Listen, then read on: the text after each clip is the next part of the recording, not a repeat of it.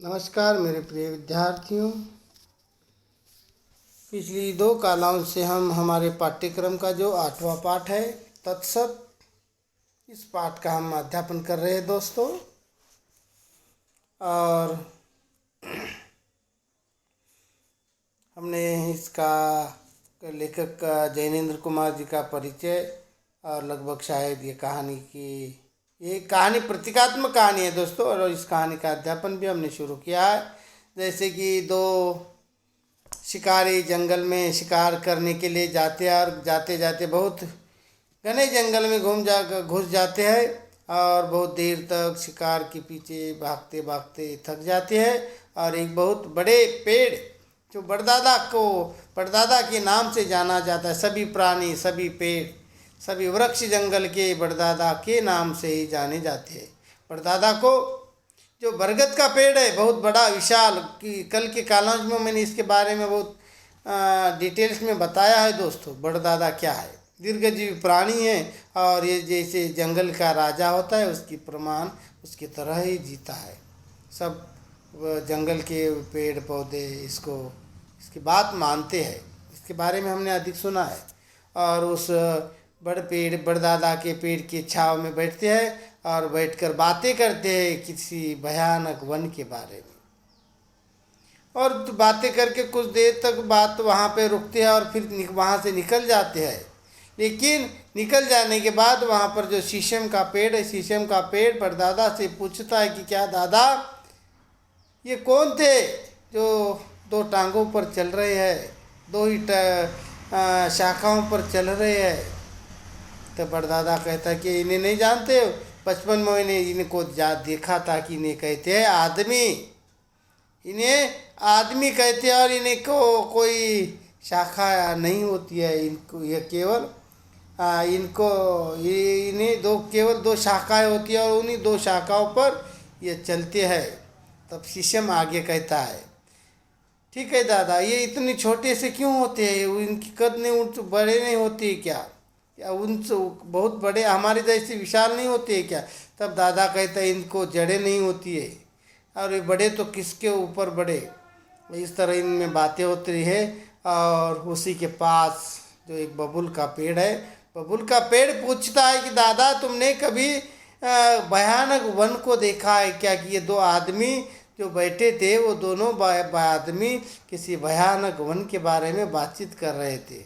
तब दादा कहता है मेरी इतनी उम्र हुई लेकिन आज तक मैंने किसी वन के बारे में नहीं देखा है।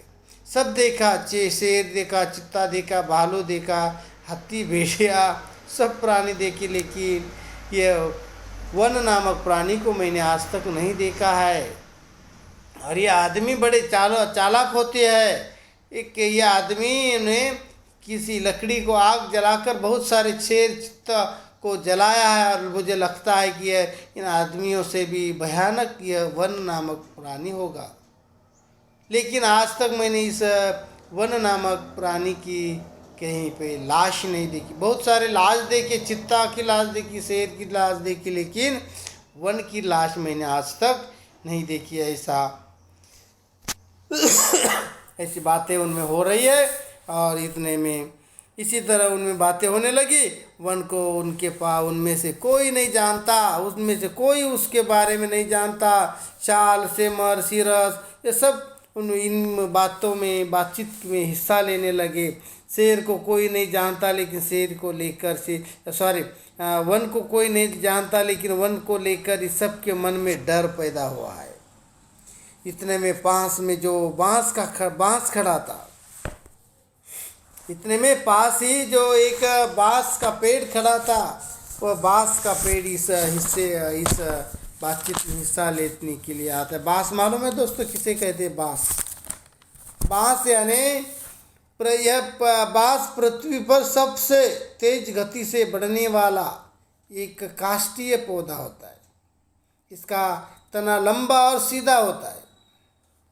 बांस में शाखाएं नहीं होती, ये अंदर से खोखला होता है, खुला का खुला होता है दोस्तों। ये अंदर से खोखला होता है। बांस के वनों में जब तेज हवा चलती है, इधर उधर से हवा घूमती है, तो इसके खोखलेपन के कारण एक अलग प्रकार की उनमें से ध्वनि उत्पन्न होती है। इसलिए फूंक मार कर बजाए जाने वाले वाद्य बांस से बनाए जाते। जैसे श्री कृष्ण की बांसुरी मालूम है, तो वह श्री कृष्ण का वाद्य जो है बांसुरी, वह इसी बांस से बनाई जाती थी, बनाई है। बांस घर बनाने के काम आता है।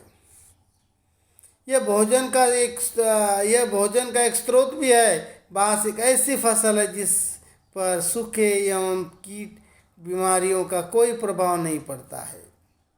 यह वृक्ष अन्य वृक्षों की तुलना में 30% अधिक कार्बन डाइऑक्साइड छोड़ता है।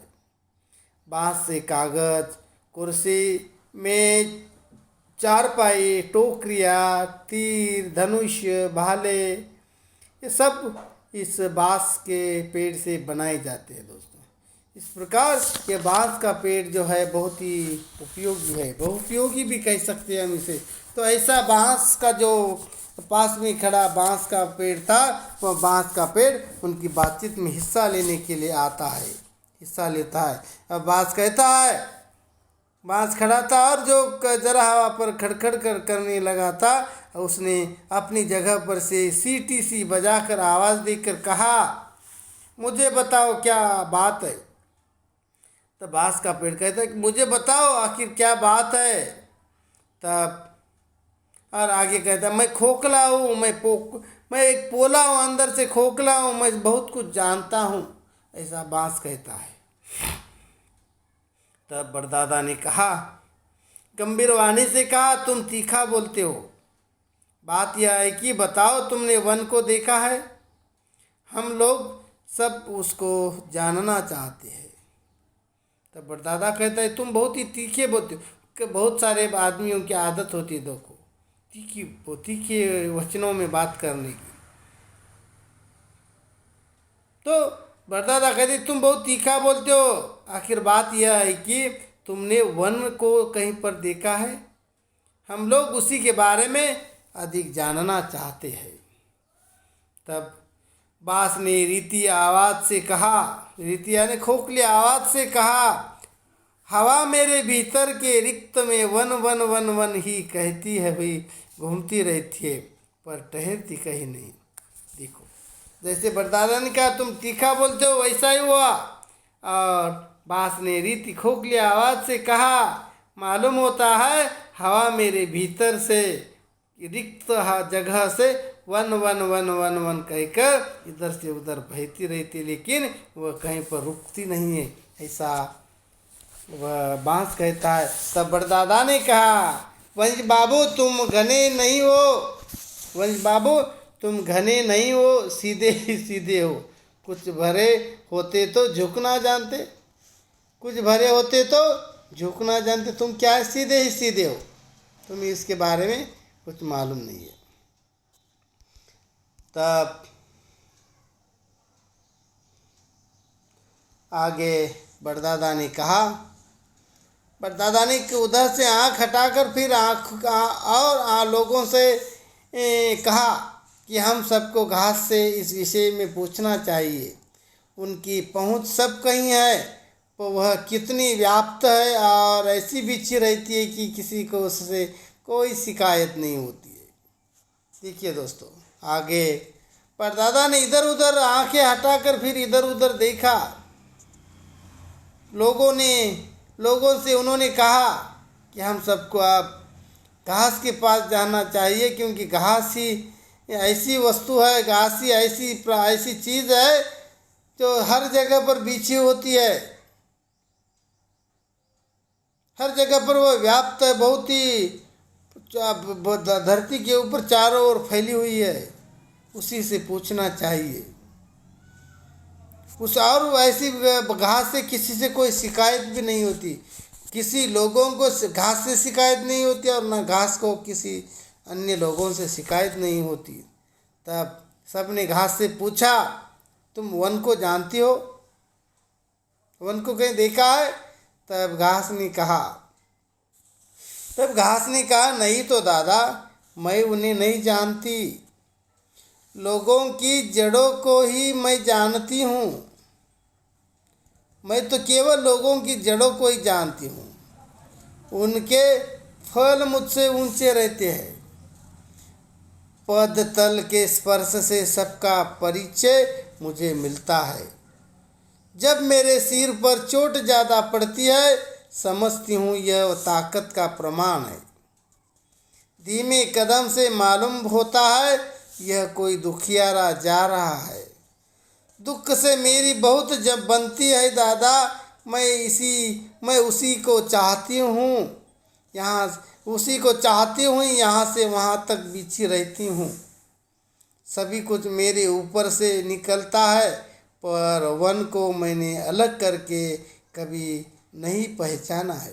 देखो, तब बड़दादा की बातें सुनकर सब लोग घास के पास पहुंचते हैं और घास को जाकर पूछते कि तू वन को जानती है?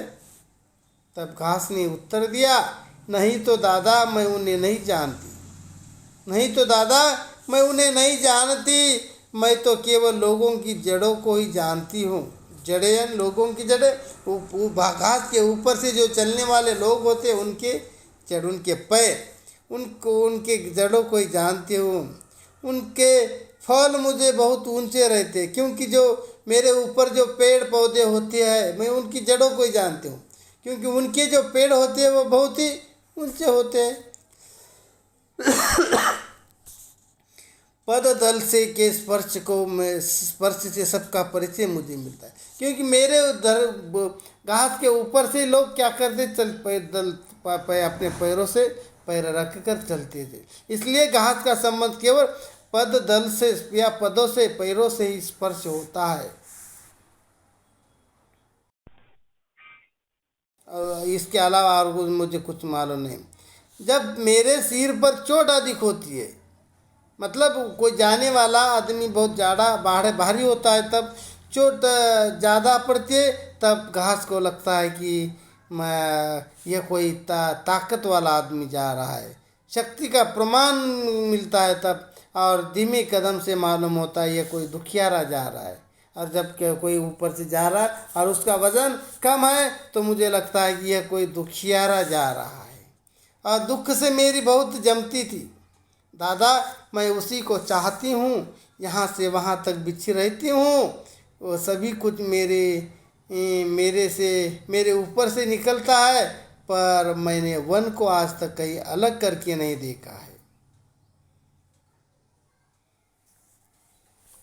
और दादा ने कहा, तुम कुछ नहीं बतला सकती। घास ने कहा, मैं बेचारी क्या बतला सकती हूँ दादा। और घास की ये सारी बातें सुनने के बाद तब बड़दादा कहता है कि दादा तो कहता है कि तुम कुछ नहीं बतला सकती। तब घास ने कहा, मैं बेचारी क्या बतला सकती हूँ दादा। तब बड़ी कठिनाई हुई। घास की बातें सुनने के बाद सबके बहुत कठिन परिस्थिति में आ गए। बड़ी कठिनाई हुई। बुद्धिमती घास ने जवाब दे दिया, वाग्मी वंश बाबू भी कुछ न बता सके और बड़दादा स्वयं अत्यंत जिज्ञासु थे। किसी की समझ में नहीं आया कि वन नाम के भयानक जंतु को कहाँ से कैसे जाना जाए। अब देखिए दोस्तों, तो उस समय बड़ी कठिनाई हुई। अपने इस घास की बातें सुनने के बाद सब लोग परेशान हो गए, लेकिन बुद्धिमती घास ने जवाब दिया कि वाग्मी वंश बाबू भी कुछ न बता सके। वाग्मी यानी बहुत बोलने वाले। देखो, घास भी वन के बारे में नहीं जानती, वंश बाबू भी घास के बारे में नहीं जानते। बड़दादा स्वयं अत्यंत जिज्ञासु थे, लेकिन किसी के समझ में नहीं आ रहा था कि वन नामक भयानक जंतु को कहाँ से और कैसे जाना जाए। ऐसी बातें हो रही है, सब परेशान है, विचार में मग्न है। इतने में पशुराज सिंह वहाँ पर आए। पशुराज सिंह, जंगल के राजा, वहाँ पर आए। इतने में पशुराज सिंह वहाँ आए। बड़दादा ने पुकार कर कहा, ओ सिंह भाई, तुम बड़े पराक्रमी हो, जाने कहाँ कहाँ छापा मारते हो। एक बात तो बताओ भाई। तब शेर ने पानी पीकर गर्व से ऊपर देखा, दहाड़ कर कहा, कहो क्या बात है, कहो क्या बात है, क्या कहते हो। तो देखो, अब बातचीत चल रही है। बातचीत चलते समय उतने में जो पशुराज, जंगल के राजा जो कहा जाता है सिंह, वह सिंह वहाँ पर आ गए। तब बरदादा ने सिंह से पुकार कर कहा, ओ सिंह भाई, तुम बड़े पराक्रमी हो, जाने कहाँ कहाँ पे छापे मारते हो पता भी नहीं चलता है, लेकिन हमें भी एक बात बताओ। तब शेर ने पानी पीकर गर्व से ऊपर देखा और कहा, दहाड़ कर कहा, कहो भाई क्या कहते हो। तो ठीक है दोस्तों, आज के लिए हम यहीं पे रुकते हैं, बाकी की कहानी